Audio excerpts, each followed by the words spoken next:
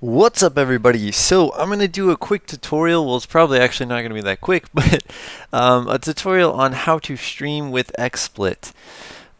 Basically, first thing you're going to want to do is open a browser, and you are going to want to go to xsplit.com.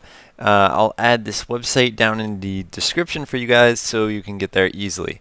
It should look something like this unless you're watching it like way in the future and the website might have changed. But first thing you're going to want to do is register for an account for XSplit.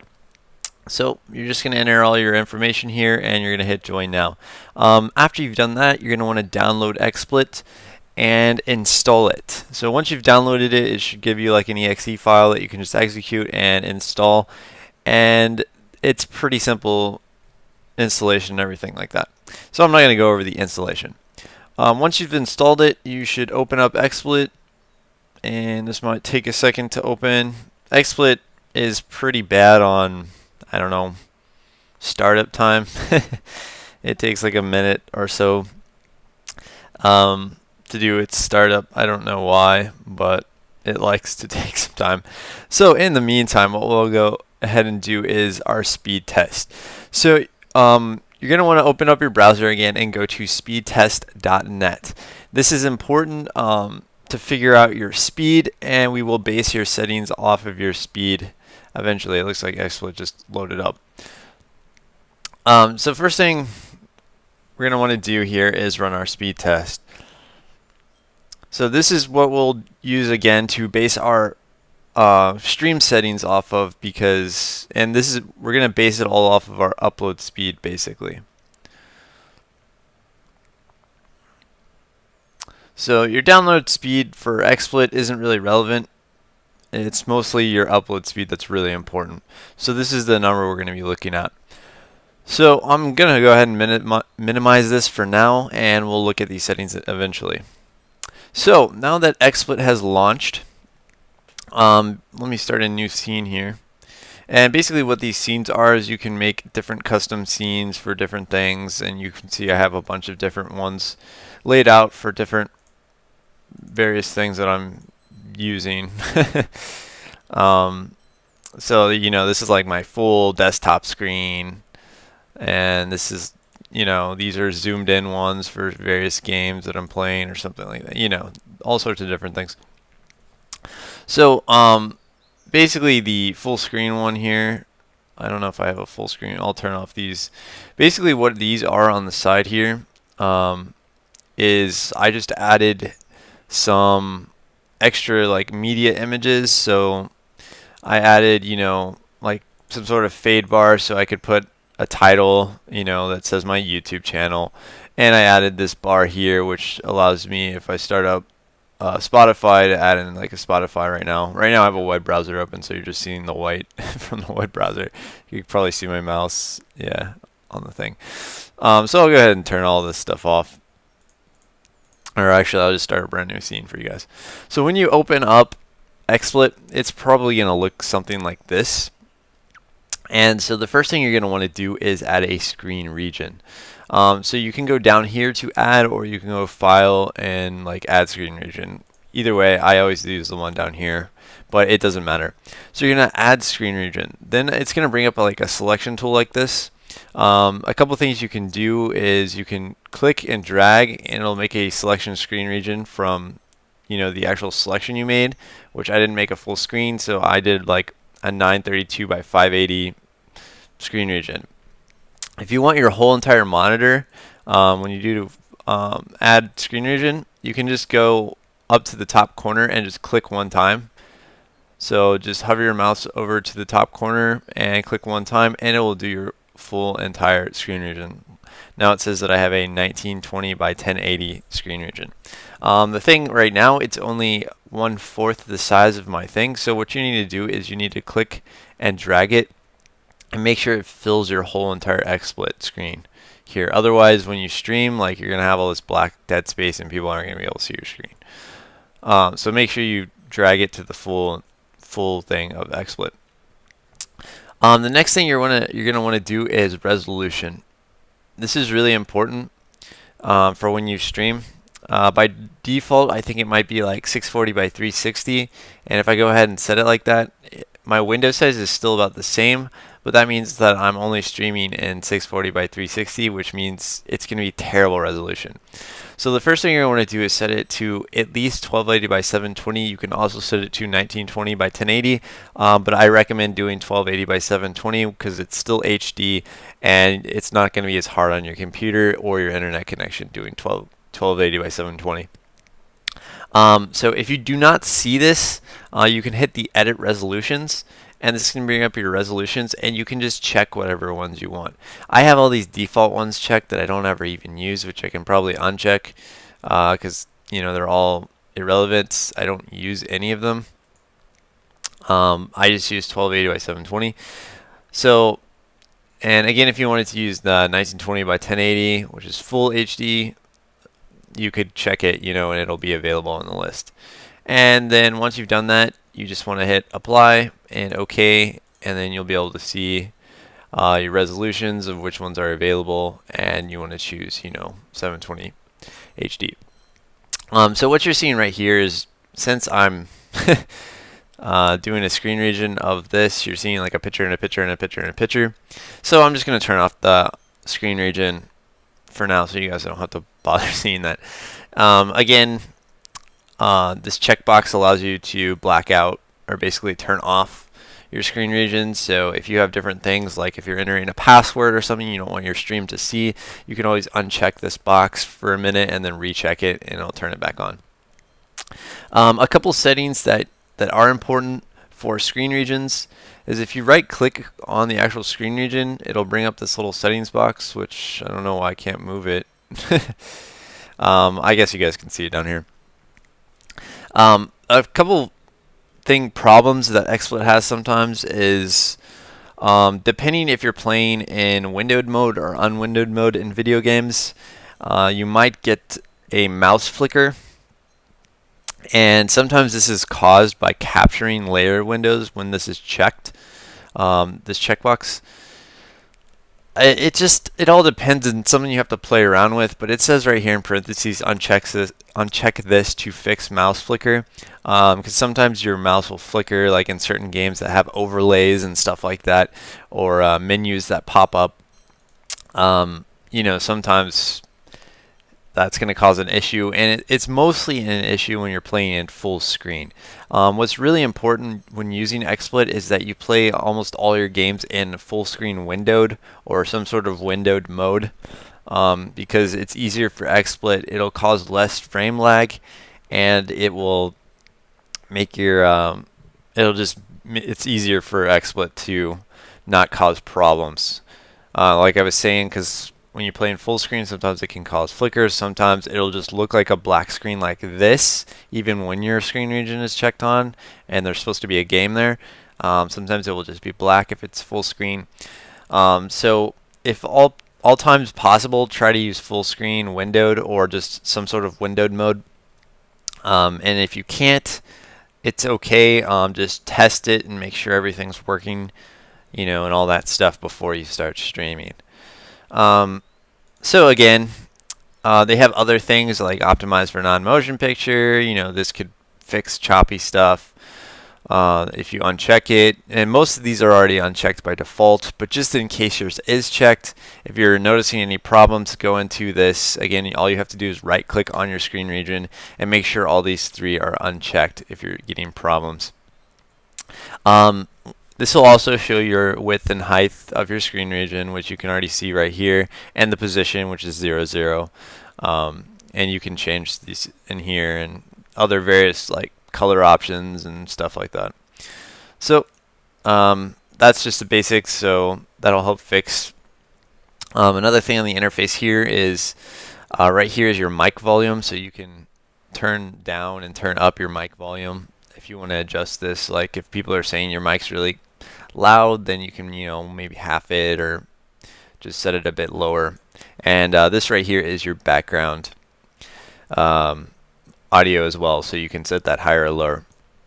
One good thing about XSplit is that you can record from a microphone and your background audio at the same time. A lot of other recording softwares or streaming softwares don't allow you to do this, so you have to do special things in order for that to work. So that's one great thing about XSplit.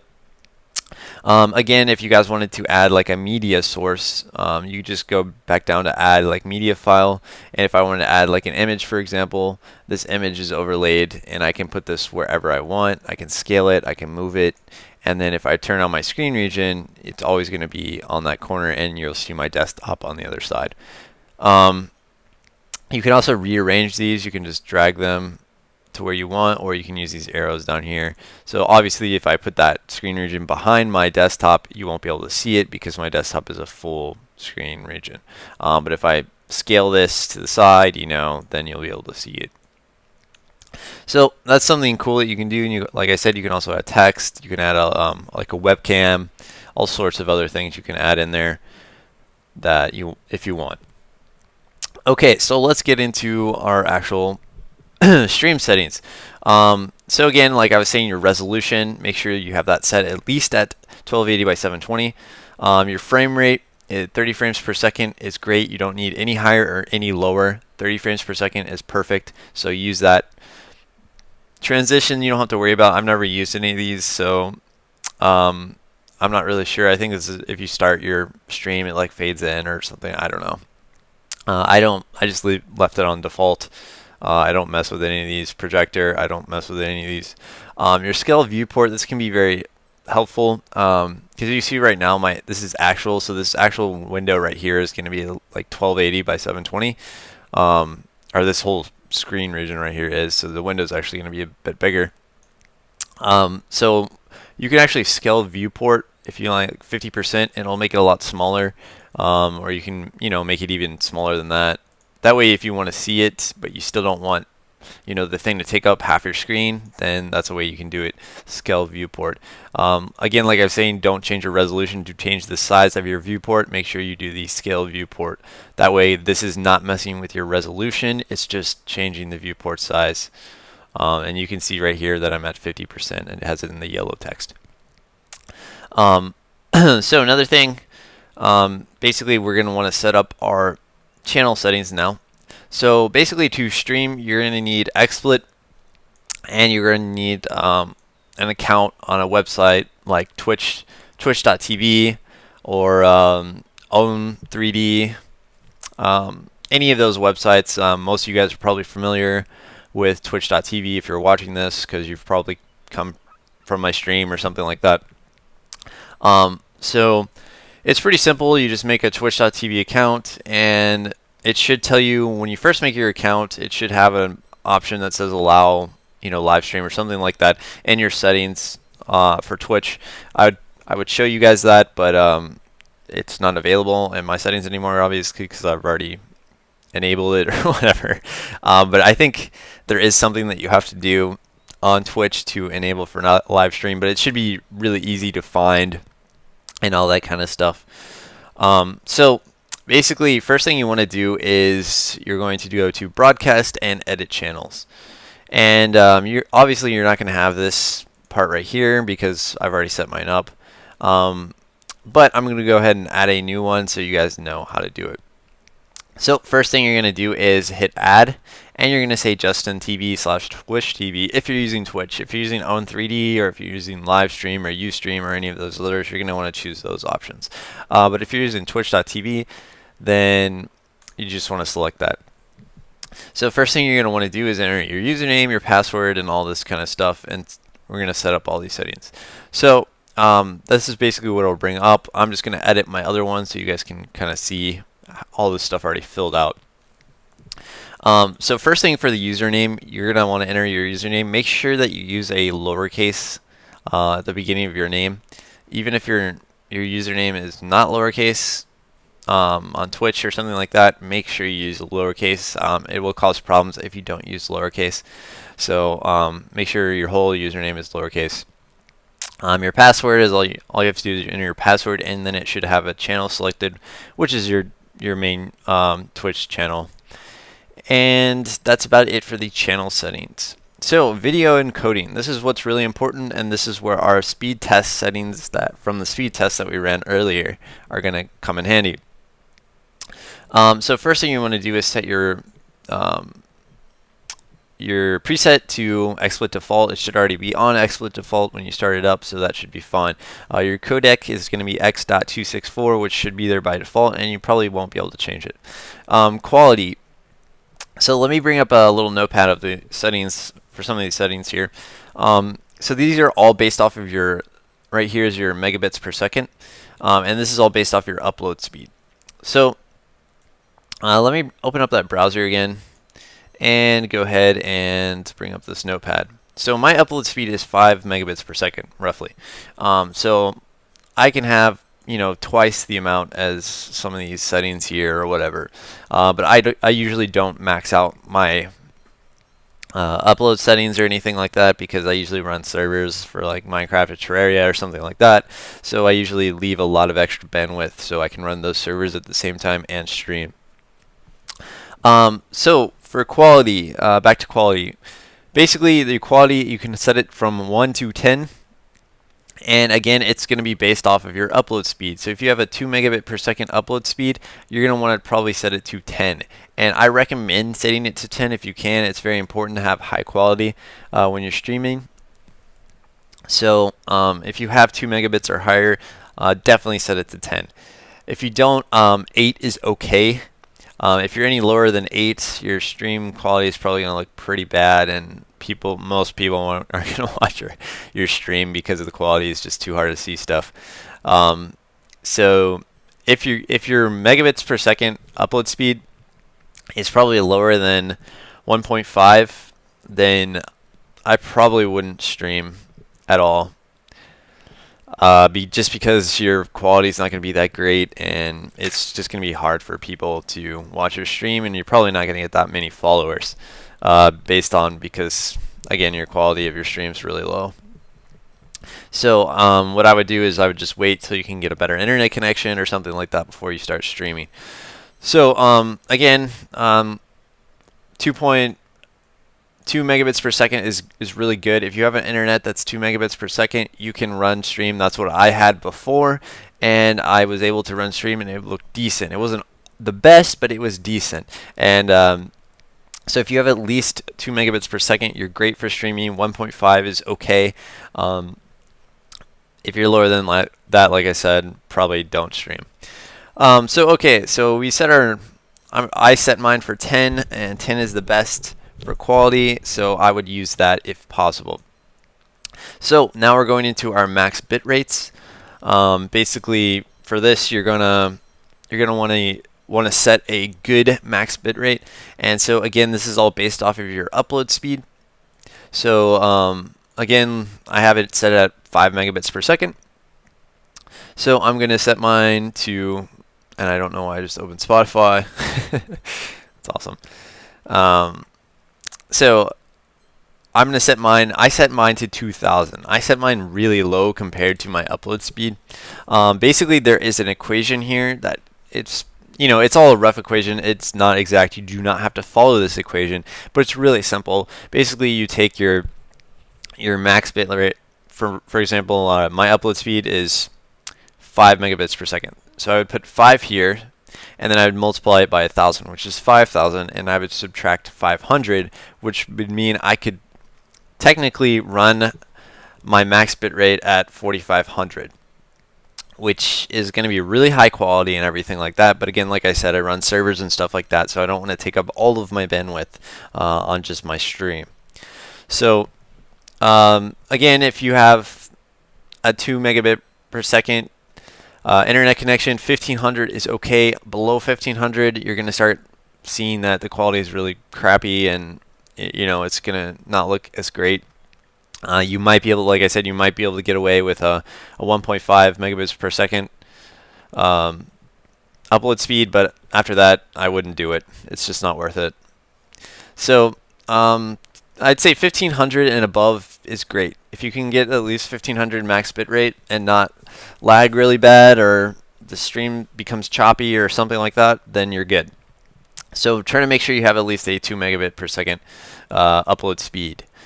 So again, like I just set mine to 2000 because I run those servers, and it works great. It's pretty good quality, and I don't have to really worry about much. If I'm playing like an MMO game or something like that where I'm not running a server, I might bump it up to like 3000 or 3500 or something like that, just so it's like really nice quality. And I'll just have to test more on that later.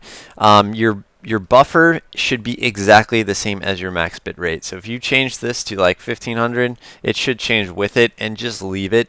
Don't mess around with those settings. Just keep it the same. So I wouldn't mess with that at all. So just set it to whatever you want. Your resolution is the default state. I would just leave it at default stage resolution, and this was the resolution that we set earlier under view resolution. So it's just going to use that stage resolution, and that's what you just want to set. So keep that at default stage resolution, and resize method, just leave it at default. I don't think you can change it anyways, but just leave it at default. For audio, if you're using the free version of Xsplit, you're not going to have this AAC. AAC is probably the best that you can use. You're going to have basically, it's going to be called Speaks, and it's the codec. Or if you're using a very old version of Xsplit, then you're probably going to have MP3 available. If you do have MP3 available, I would use MP3 over Speaks. But if you just downloaded Xsplit, you're going to have Speaks as your codec. Speaks basically doesn't give you many options for your audio, which means your audio quality is not going to be that great. But it's decent. People can still understand you, but you can definitely tell a big difference between Speaks and AAC in the terms of audio quality and how clear it is. But with Speaks, what you're going to want to do is set it to the highest possible, which mine is only, I can only set it to 16-bit mono, and I can only set it to 42,200 bitrate, which isn't that great.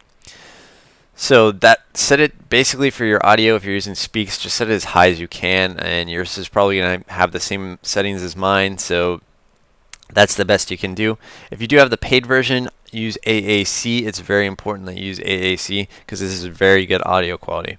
What you're going to want to do is set it to your 44 kilohertz 16-bit stereo, and you're going to set it to 192,000.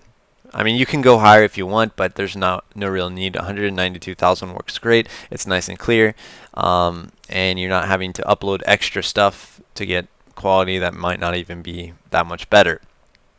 So I use 192,000, and it works great.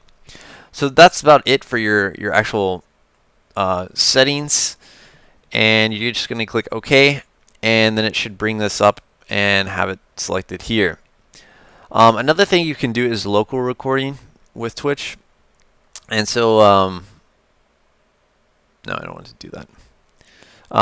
When you go to broadcast, you can actually choose local recording, and this will just record to your actual computer.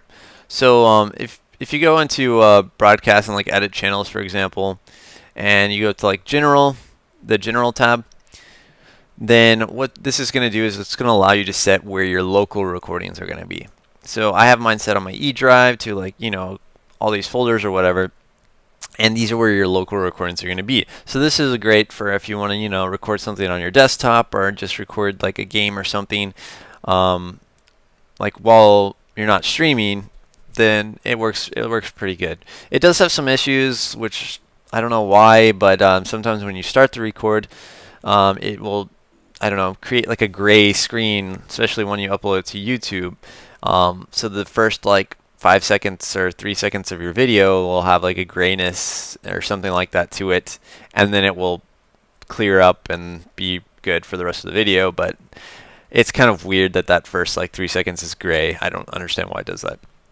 But anyways, if you are looking to do desktop recording, there's other recording softwares. The software I'm using right now to record XSplit is called Camtasia, and it works really great. So, but we'll get onto that later. If you guys want me to do a tutorial on Camtasia or something in the future, just let me know and we can do that too. Okay, so under your user settings, again, this is also under the general tab, like I said before. A couple of things you're going to want to do besides the local recording thing. You're going to want to disable arrow theme. This is important, especially if you're using Windows 7. It'll just help reduce some FPS lag in some of your games and stuff like that if you are experiencing it. I just always disable it anyways just in case, but I probably wouldn't experience any FPS lag even if I had it unchecked. Another thing you want to do is set up your microphone. And so basically you're going to want to select your microphone if you have it plugged in. I think it will pick it up by default, and it should, but if it doesn't, just make sure you go into these general settings and set your microphone. And all this stuff, I just leave everything at default, and you can hit apply and all that stuff. So again, under broadcast edit channels, it would be under your general tab. There's a couple other things in here. This is your profile. It just says your basic, like your name, your screen name, all that stuff. You can add a portrait. You say, tell you your birthday, all that kind of stuff. All this stuff isn't really relevant. You don't have to fill it out, but whatever. You can if you want. Resolutions, again, this is where we were before when we checked our resolutions, and you can set, I guess, specific hotkeys to switch between screen regions and stuff like that if you want. This might be good for if you have like something. If you guys ever watched The Creatures, for example, they use these a lot. They switch between scenes, and they have different cameras on different scenes for each person or different stuff like that. So they probably use a lot of hotkeys for those, so they can easily switch back and forth. Or they actually probably have a switchboard, which makes it even easier. But all that's like really advanced setup stuff. So those are about all the settings for this. Let's see, what else can I go over? Is there anything else that I'm missing? Well, I guess basically to start your stream, after you've set up your Justin/Twitch TV account like we had set up earlier, just make sure you just click broadcast, and you just click right here on your Justin/Twitch TV, and it will say your username, and it's going to basically start up, and there's going to be red text up here, and it's going to say like starting stream, and then it's going to say streaming, and it's going to give you like information on all your stuff and how many viewers you have and all that kind of stuff. I'm not going to start it right now because I don't want to start streaming, because everybody's going to be like, oh, you're streaming already, blah, blah, blah. So I just want to record this first. Okay, so that's about it for how to set up your XSplits and all that stuff. And again, with your scenes and all that kind of stuff, just remember that you can switch between these at any time to make it look however you want. Another thing I'll go over real quick is your Twitch TV, if you guys are not familiar with it. So basically, when you open up Twitch TV, I don't know, you're probably going to go to like the default homepage. It's like this or whatever. It's going to show someone's video or someone's stream. And basically, you're going to want to click on your username. This is after you're logged in, by the way. And you're going to want to go to your dashboard. Dashboard's very important. I always use this, especially when I'm streaming, because this is it shows you a small preview of your actual stream, and it will show your chat down here, so you can see when people are chatting with you. One thing that is important is make sure you set your game that you're playing. So if you're playing, for example, I was playing Binding of Isaac yesterday, so make sure you set the Binding of Isaac if you're playing that game. If you're playing like Minecraft or whatever, make sure you set to Minecraft, and you can change your title to be whatever you want. It could be my Minecraft gameplay, whatever, and you hit update, and it's going to say broadcast update successful, so that way when people come to your page now, it's going to show that you're playing Minecraft, and that way when people search for Minecraft, they'll see your stream now. You'll be added into that list. So I'm going to just set mine back to the Binding of Isaac, because I'll probably play that some more today. And I should have capitalized it, but whatever. We'll just fix that. I don't know. I would like to have my things capitalized and all that jazz. So again, you hit update. It'll say broadcast successful. So a couple of things. This right here is going to tell you if you're offline or online. It's going to show how many people are watching your stream live. This is how many total views you've had on your stream, and these are how many followers you have. Another thing that's important is make sure you mute your stream. Once you're in this dashboard, if your stream is unmuted, you're going to get double feedback. So if I'm talking, I'm going to keep hearing myself over and over, and it's going to get really crazy, and people aren't going to watch it because your audio is going to be going crazy because you're going to keep hearing yourself over and over again. You're going to keep hearing yourself over and over again. You're going to keep hearing yourself over and over again, and it's going to be like that all the time. So it's not going to be cool. So make sure you hit mute. That's very important that you guys do that. For the chat, it's real simple. One little tip, it's really important that you guys always interact with your viewers and stuff like that. And I probably will make, another video if you guys want it in the future on kind of tips and tricks on how to get more followers and how to, all that kind of stuff on streaming. Another thing that's important is you can go into your recorded. This is all from your dashboard still, and you can actually see all the things you've recorded, and it'll say if people have watched it or whatever by the views right here. And you can actually go into an actual video. Like I recorded this yesterday, some gameplay, and it's gonna always play an ad, which is really annoying, but it's gonna always usually play an ad first on all of your recorded videos. But yeah, this is just something I recorded yesterday. So one thing you can do is you can click the settings on it, and you can do highlights. And highlights are really cool because you can, once you click this, it's going to bring up like a thing to where you can set, like I want to make a highlight, from 0 time to 15 minutes. So if I put 15 minutes here and put 0, 0, so that means like I now have a cut, and it's going to show these little lines here. So it's from the start of the stream to 15 minutes, and it's going to say 15 minutes long, and you can make a small highlight. This way, if you want to easily upload it to your YouTube or something like that, that's great. One thing, if you are going to upload your stream videos to YouTube, make sure that you're not playing any music in the background in those videos, because YouTube might have a problem with that, and your videos might get taken down. So if you plan on streaming and then uploading those to YouTube, make sure you're not playing any background music. Another thing you can do on your dashboard, if we go back to our dashboard, is you can look at your stats, and this is kind of cool because it'll kind of tell you your monthly stats and stuff like that. So how many people have viewed your stream. So on April 6th, 225 people viewed my stream. On April 14th, which was yesterday, 243 people viewed it and stuff like that. And you can change it to see all this, your like chat activity, so how many people were chatting. Obviously, yesterday's chat is going to be much lower compared to these days, even though there was the same amount, because yesterday was having a lot of chat issues and problems.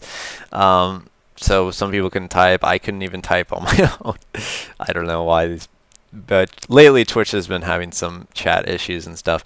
But this will show, like, basically I think it's how many chats, were in there. You can see, how many follows you've gotten on certain days. So, you can see like on April 6th I got 6 followers, on April 13th I got 12 followers, yesterday I got 3 followers. It's a great way to kind of keep up with some of your stats. So that's cool. And that's about it. Your editing, it's not really that important. I don't really ever use it. I'm not really sure exactly what it does. Your activity, this will show you when you change things, like your title or what game you're playing or something like that. It'll also show if your mods change it. I don't think any of my mods have changed it in a long time, but it should also show mods. Okay, well, it'll show your mods right here. But this will show like your mod activity too, so you can see that Ash, unban someone or ban someone. I guess, they're temporary banning people for, Fatso had banned Night Edge and then unbanned Night Edge because I guess he was doing something in chat or something. I don't know, I don't really do any banning or unbanning in my chat. I just don't like to ban people. I just ask people if they'll stop doing things if they're doing things wrong. But if you have good mods, they can, control situations if people are spamming or something like that. So it's good to have good mods and stuff like that. So that's about it for Twitch.tv. It's pretty simple if you're using this. Again, if you go to your settings, this is where you can kind of set up your stuff. So you can put in like a long bio, which will add in HTML. So if I show you guys my channel, for example, if it will load, this is where I added all this information. It's just like a simple HTML. I don't have any fancy pictures or anything like that, like some streams do. I might do that in the future, but right now I just don't. I just have it all text-based. And this is where I put links and stuff like that, or my PC specs, or my stream schedule, and all that kind of stuff. And I also have like a donate box thing here, and that was all put in under my my long bio. So it's just HTML code. The short bio is like, as you saw again on the channel, was what's right under here. So it's just something that's real short, and you can say whatever you want. Back in the settings, you can go under design, and what you can do here is you can add in images. So as you saw on my channel, I had all these images everywhere. So the video player image, this is what is on your actual video player when you're not streaming. The header image is right above your video player on your channel, and then their background image is like on the sides. So if we look at the channel again, this was the video player, this was the banner, and then these were your background. Well, it's actually one image, but that is the background image. So that's about it for Twitch. It's pretty simple, and most of you guys probably already know all that information about Twitch. It's not that hard. So again, with Xsplit, it's simple. So just make sure like you guys did some of the things I said, so everything works well. And that should be about it. I think I covered everything I needed to on setting up Twitch and all that kind of stuff. Again, if you wanted to get to your general settings faster, you can go to Tools, General Settings, and that will bring up all of your basic settings. But all of those other types of settings I'll link to this anyways. So I think that's going to be it for this tutorial, and I hope you guys enjoyed it. And if you liked the video, please hit the like button. And if you'd like to see gameplay stuff in the future, please subscribe. All right, thanks for watching, everyone.